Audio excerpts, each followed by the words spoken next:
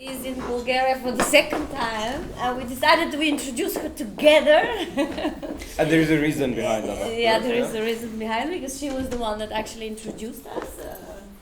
This is another art of kind of curatorial practice to connect people, and we kind of like it with the hope that they should know each other. Yeah, and I'm very glad that she did. She has this kind of special quality of seeing through those connections that have to happen. So yes, Maria Lind, she came last year, I think, on a curatorial residency to Sofia. For the first time. She was actually the reason why we had a curatorial residency, because she was like, when can I come, Snezhana, when can I come? So we created a whole program around this enthusiasm of hers, and so I'm very happy that she came back, and I hope you will be involved somehow, as all of you, in this research process towards the Biennale. Would you like to officially Sure. introduce her? So it's very a small, of course, introduction. So it's just so maybe I can, of course, add into that despite the fact that, of course, I know Maria, I worked with Maria for a couple of years, and again, on top of that, I consider Maria as a very good friend, and I really respect that friendship. So she plays significant role back to the education. When I was doing my PhD, Maria was the director of Tensta Konsthall, and I really consider it as one of my luckiest educational process, because I started to observe all the activities that Maria was doing in that Konsthall in Stockholm, and somehow, of course, without being a curator, I started to observe, witness, and somehow reflect upon the very interesting curatorial strategy and ontology in relation to curatorship and responsibility of the exhibition in Konsthall, which I do appreciate, and I think is that it has a very pedagogical capacity, I have to say. So Maria Lind, a curator, writer, and educator from Stockholm, currently director of the Keen Museum of Contemporary Art, Kiruna, which is in the north of Sweden. From 2020 to 2023, she served as the Counselor of Culture at Embassy of Sweden in Moscow, previously director of Tensta Konsthall 2011 to 2018, artistic director of 11 Guangzhou Biennale, director of graduate program at the Center for Curatorial Study at Bard College 2008-2010, director of Jaspis in Stockholm. I'm just holding my, but it's nothing really, 2005-2007, director of Kunstväring Munich 2002-2004, and co-curator of Manifesta 2 in Luxembourg in 1998. And this is really just the very macro history of the work that you have done in relation to contemporary art and the whole spectrum of curatorship. We are delighted to have you here. The stage is yours. Thank you, Bezad. Thank you, Snezhana. Thank you for hanging in there. And I will introduce to you 3 case studies that came to mind when I was invited to the symposium and the notion of Brieftopia. And they're very different. They are also something that I want to present from the floor of the workshop, as it were. So I've been rolling on 3 wheels within contemporary art for 35 years, curating, writing, and teaching. And it's really important to work practically, pragmatically for me, and trying to work through certain questions or ideas from the point of view of art and projects where artworks engage with each other, with a particular environment at a special point in time. So the first case study is the TV trampoline, from children's television to contemporary art and literature, which opened in Moscow at an independent cultural space called Fabrika at the end of 2021. And when I was the Counselor of Culture, obviously I was framed by the Ministry of Culture as well as the Ministry of Foreign Affairs. And the expectation of a Counselor of Culture is usually to work with national branding in different ways, and also to work across different fields. I stated already when I was interviewed for the job, I had studied Russian back in the 80s and early 90s. I had traveled many times, also working as a guide, taking tourists there, and also going back from around 2005 or something for different conferences, etc. That my competence is primarily art, a little bit architecture and design. So don't expect me to work a lot with the other fields. And also I said that what I find meaningful in this context, particularly Russia at that point in time, is to think about exchange between practitioners. So there was very little contact or even collaboration with state institutions, but a focus on artists, architects, designers, curators, etc. themselves, and hooking them up with counterparts in Sweden, and later on also with their equivalents in Finland and Germany, thanks to a collaboration with my colleagues at those national entities. So thinking through this and knowing that the budget was very small for whatever I wanted to do, the TV trampoline was a result. So you talked about premises, Magnus, parameters that you have to relate to. Okay, so I'm doing this as the Counselor of Culture at an embassy. It's Russia, it's 2020 and 2021, because we began planning in 2020. I have a very small budget, but I want to do something meaningful. So I asked the artist Andreas Eriksson, who had worked on public television and an experiment in the 80s when there was an idea to create a pan-European TV station. And we decided to look at children's programs that were shown on Swedish television from the 60s to the 80s. I would say it's a golden period, not only because of what was produced in terms of this material in Sweden, but also because of what was purchased from elsewhere. So it turned out that it was a big variety, but really high quality in terms of artists, writers, filmmakers being involved to make children's programs for television. It was a privileged area in many contexts. But it wasn't really suitable to only work with artists for my very first bigger project in the position that I had. So we also invited some writers.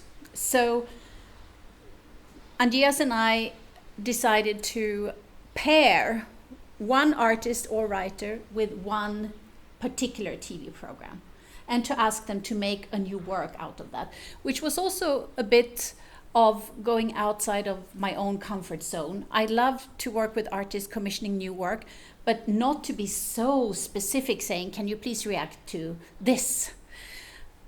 The result was a show that traveled to a number of museums, and I will walk you through it a little bit. But first, the different programs. And I believe that some of you will recognize some of these TV programs. So maybe Pippi Longstocking on the top left, maybe in the middle on top, Kertek, the little mole. Did you watch it here in Bulgaria? It's a Czech animation. Yeah, in Yugoslavia. And on the right, top right, Professor Baltasar from the Zagreb Film Studio. A huge success. Who saw Professor Baltasar as a kid?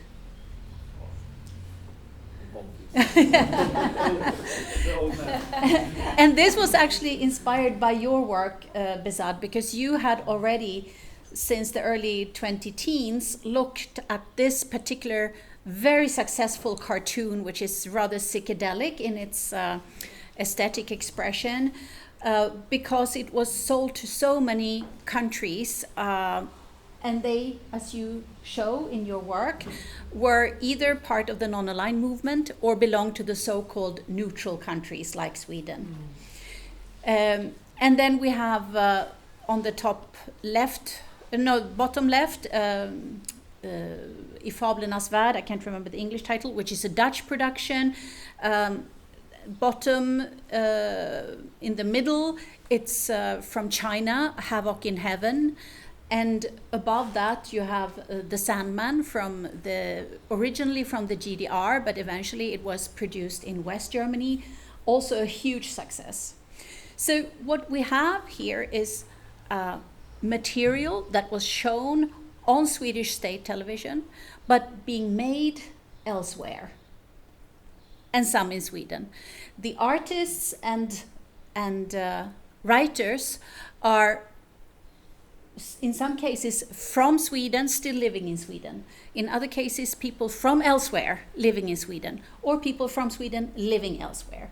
So it was an attempt to complicate from the very beginning who is involved in this project. And the resulting artworks ranged from text works, and I have some examples here. They were works that you could pick up as posters or booklets, etc. But there were also installations and films, etc. It was all really playful.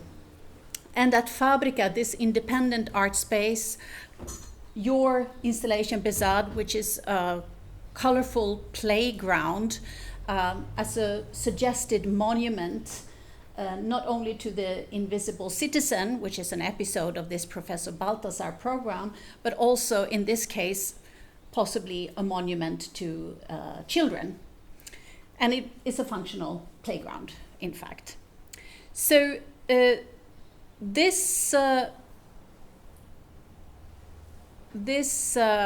project, after Moscow, where it somehow also took a different approach than what many Muscovites at the time were seeing, as you did, Snezhana.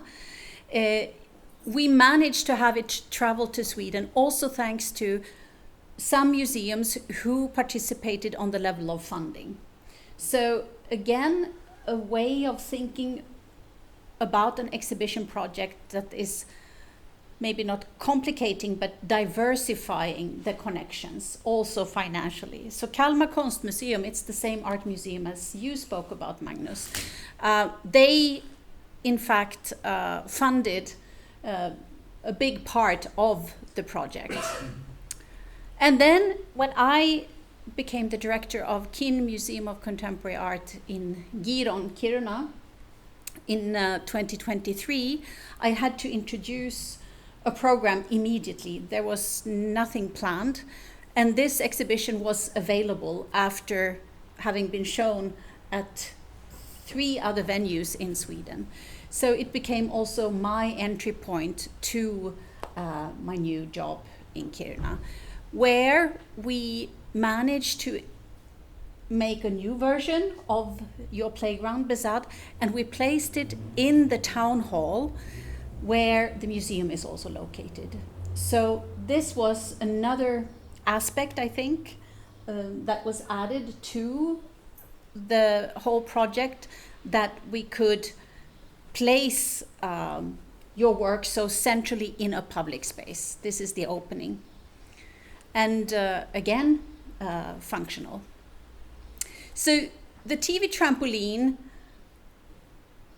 I felt, was offering a moment of combining, let's say, complicated threads in a way that allowed for a space where people could actually interact, and where there was a certain moment of also gathering between the artists and the writers, people who might not necessarily have had much contact before. So in that sense, possibly, in my mind, it is a version of a brieftopia, one that traveled across borders, and then after this station in Kiruna, it was dissolved. Just a couple of, and one of the artists in the show is Katarina Piraksiku, who is a Sami artist from a nearby town, who was making her work in relation to Havoc in Heaven, the Chinese cartoon. My second case study is Ahmet Ogut's The Silent University, which is a platform for people who do not have the correct papers to be able to use their competence to practice their knowledge. In other words, primarily people without visas or even paperless people. And it began at Tate Modern in 2012. And he then proposed it as a project where people could come to the museum and do lectures within their areas of specialty, let's say. And at Tensta Konsthall, where I was working between 2011 and 2018, which is in a late modernist suburb of Stockholm. It has existed since 1998, and talking about bunkers before, this is really in the basement, a former storage underneath a shopping mall. Oops. And here you see the area on the right. It's about 20 minutes on the subway from the city center of Stockholm. And on the right-hand side is the shopping mall, so the Konsthall is beneath. We did a project there called Tensta Museum, where we invited Ahmet Ogut with the Silent University. And Tensta Museum was a way of learning about the neighborhood, where around 20,000 people live. 90% have a translocal background. It is a stigmatized area, you could say. Statistically, it's a place where people have a lower income than the rest of the country, where unemployment is higher, where people's age is actually lower than the rest of the country. And a way of dealing with the area and its history, together with local associations, artists, architects, researchers, etc. And it was designed to be an ongoing project, which was kicked off by Boris Boden with a symposium organized together with the City Museum of Stockholm about cultural heritage, critical cultural heritage, as a way of laying the ground. And there was a sort of think tank or a group of people who participated in a number of events like this one before the opening of the group exhibition in 2013. And as you can see in the foreground, among existing artworks, new artworks, archival material,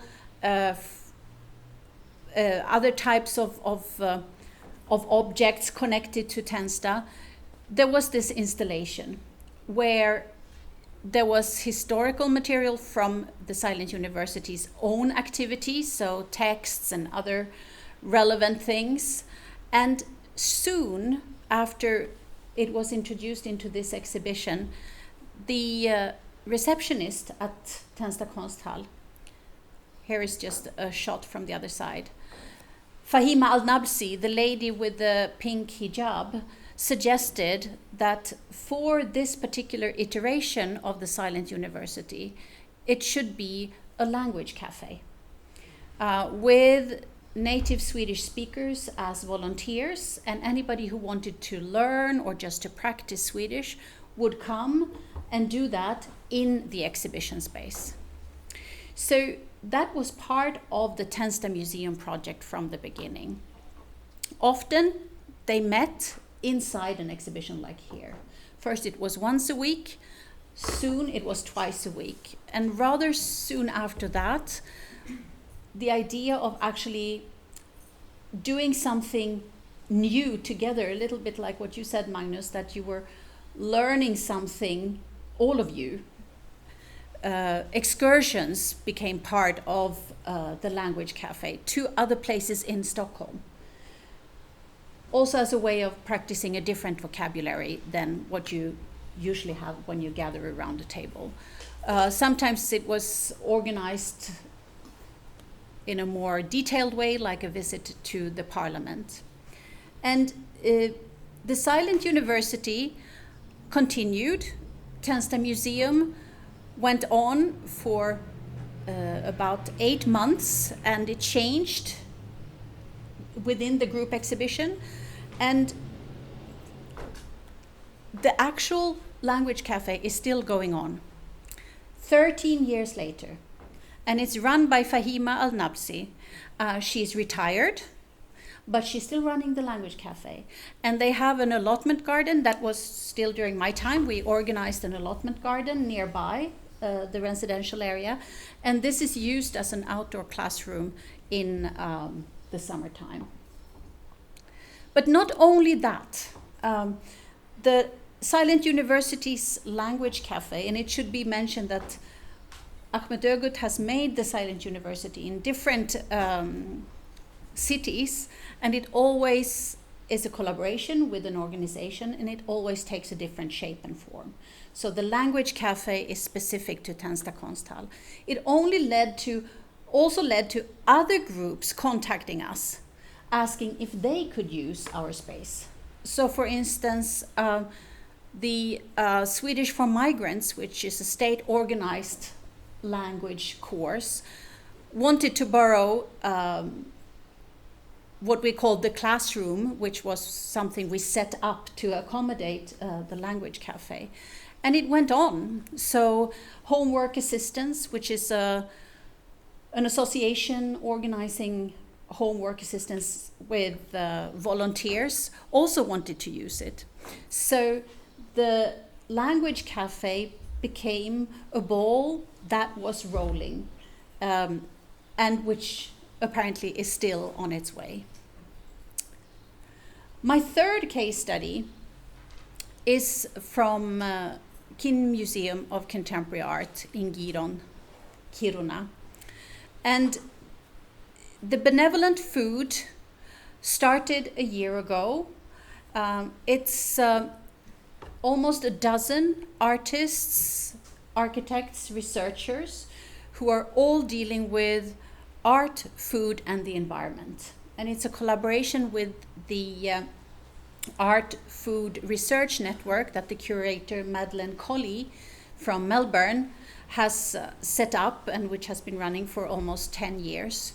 So Maddie and I wanted to bring together people with this shared interest, and to do it very much in relation to the place in the very, very north of Sweden. So what you see here is the first gathering in August of 2025. And in order to understand what the impetus of the project was, I would like to take you here. Did anybody see this in August of last year? I know what is this, but I haven't seen the movie. So this is a church from 1912 in Giron, Kiruna, that was moved in one piece. It's 40 by 40 meters, and it weighs around 680 tons.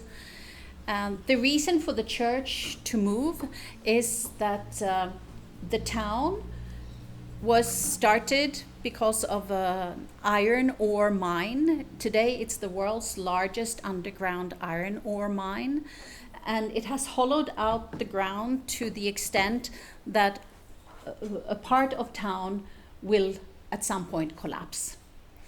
In 2004, the mining company LKAB, which is state-owned, notified the municipality, and it took then 21 years for this move of the church to happen.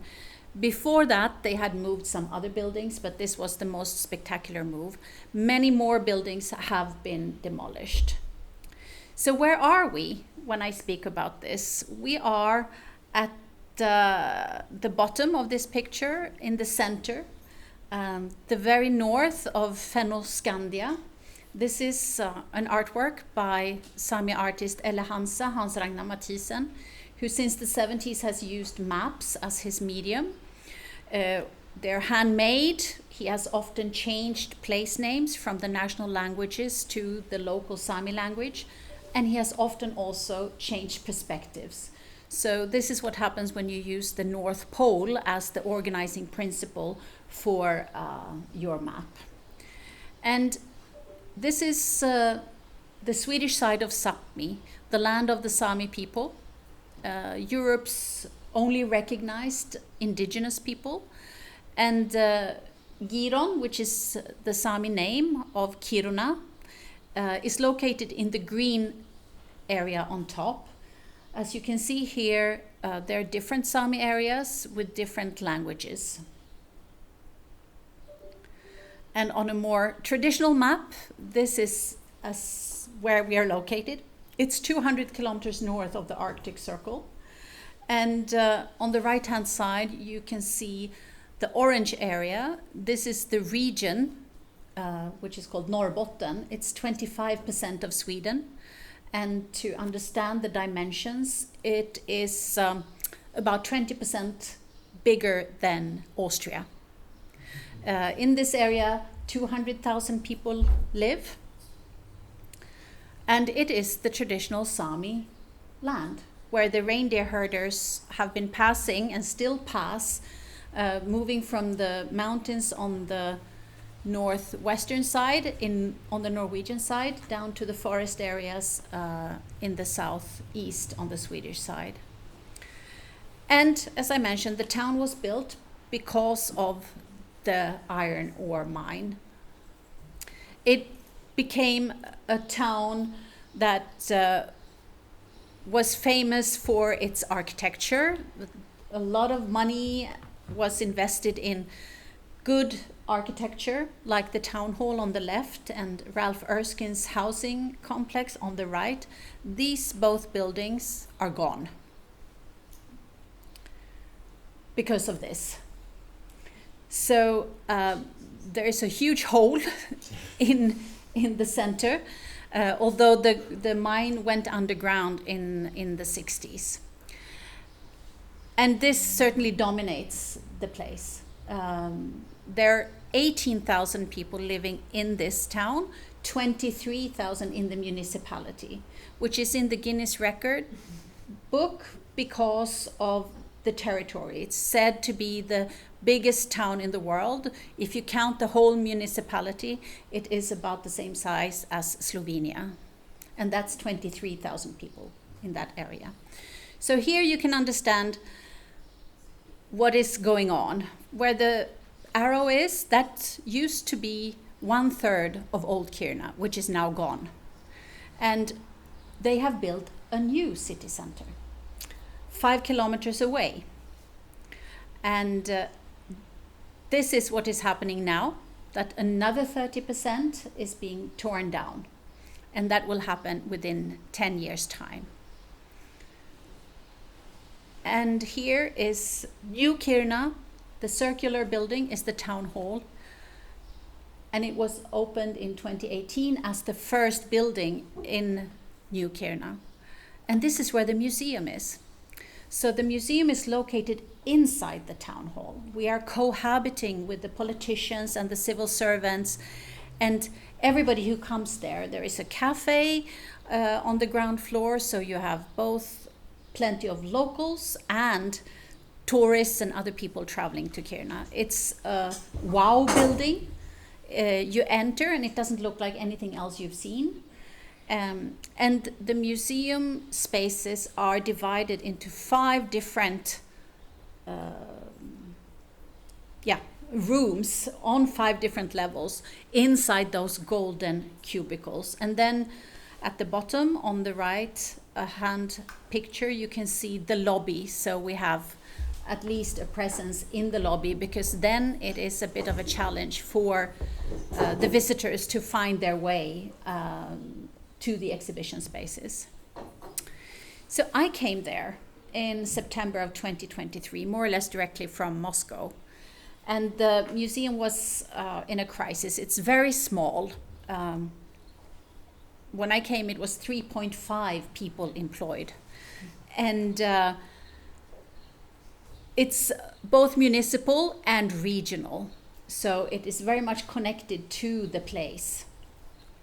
I was reminded about this, Dig Where You Stand, a best-selling book from 1978 by Swedish author Sven Lindqvist, who felt that 50 years after formal democracy was introduced in Sweden in the 20s, it was time to think about economic democracy. And one way of doing that, according to him, he was a public intellectual, was to research companies and workplaces.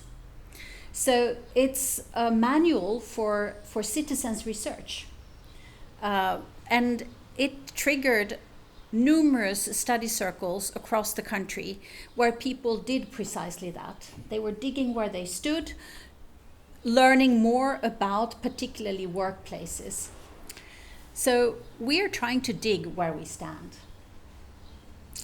And one way of doing that was to think through how we communicate, because it was clear when I came that we had to change many things, including the visual communication. And we invited two Sami artists, Inga Victoria Pove and Fredrik Prost, from the area, and two graphic designers from Stockholm, to help us develop the new visual dialect, as they have called it. And it's based on vernacular visual culture.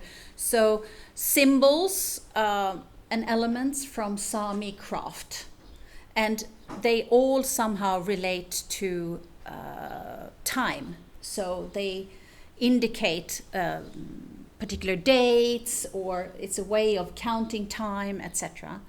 And we operate in 4 languages on the website when it comes to the most important information: Swedish, North Sami, meänkieli, which is a Finnish dialect, which is spoken widely in the area, and English. And this is what it looks like then if you go to the North Sami version of our website. We cannot really afford translating everything into the 4 languages, but the most important things are always in the 4 languages. So I need to tell you all of this to try and make understandable this project, The Benevolent Food. So if we have Dig Where You Stand as a sort of foundational approach, we have 2 general principles also: to interweave the local, the regional, the national, and the international. And the second one, there should always be something Sami in one of these 5 spaces that we have. And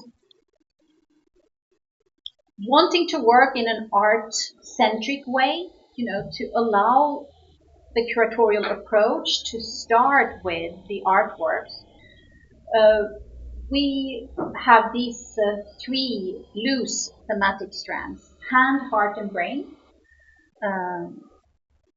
Because so many artists today are interested in manual labor, in craft techniques, in learning old craft techniques, repurposing them for contemporary use, for future use,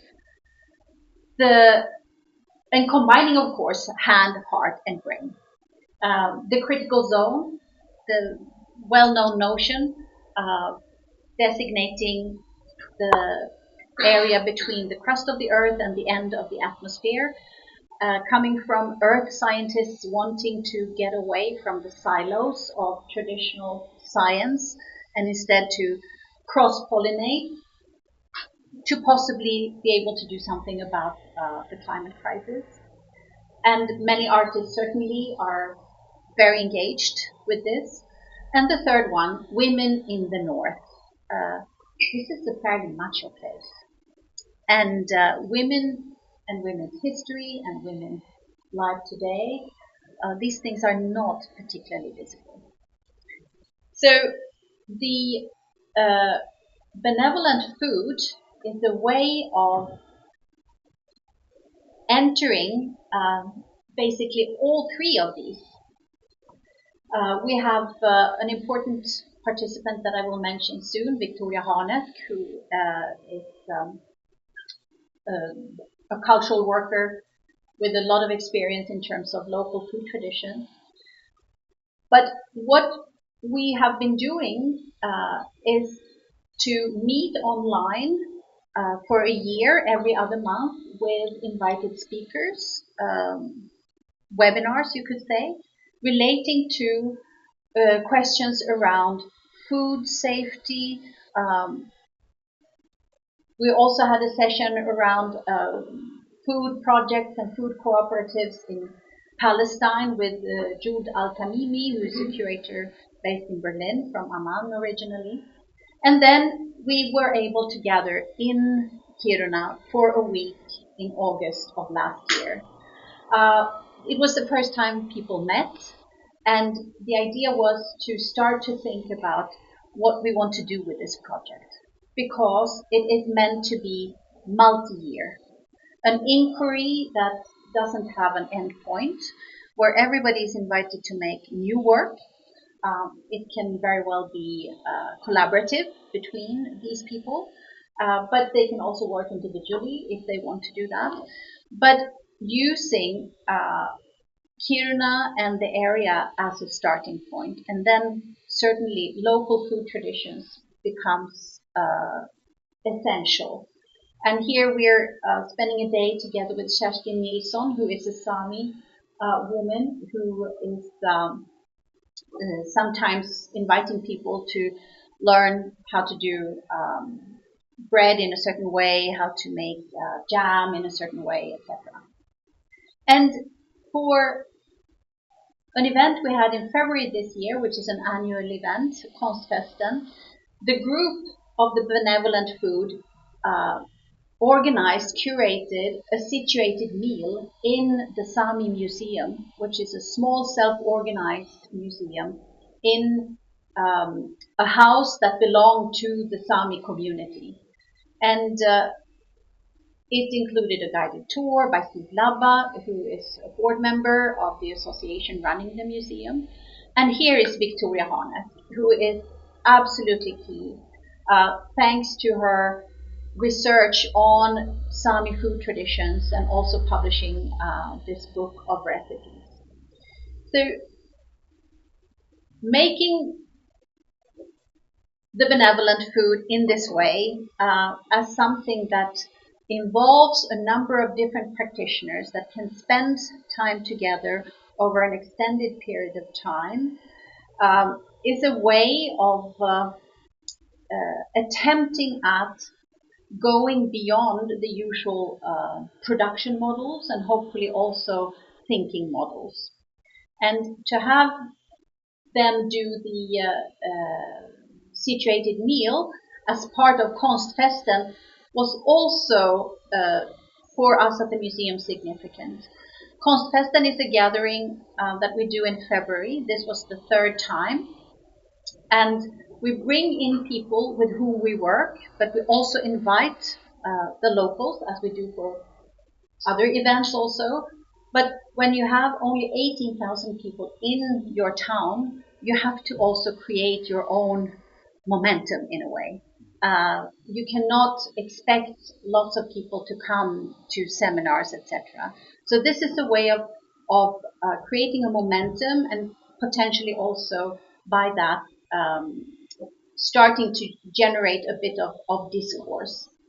And we also this time followed reindeer herder and journalist Anna-Karin Nia, who took us on a day tour to her territory, where she's taking care of her reindeer, and shared something which is essential for this part of the world, but which is not so easy to access if you're not part of the community yourself. And this is just an image from 2025. So this is my last slide, but when I was invited to talk here, I was thinking about what Nick Senichek and Alex Williams wrote in 2015 in their book Inventing the Future, Post-Capitalism and a World Without Work. So how far can we get with moments of magic? These three different projects for me have offered moments of magic. They, Nick Sniechek and Alex Williams, warn against the danger of being content with the local and with the prefigurative politics, which they describe as a desire to realize a future world right away. And a lot of art, in a way, art projects exemplify that, I think.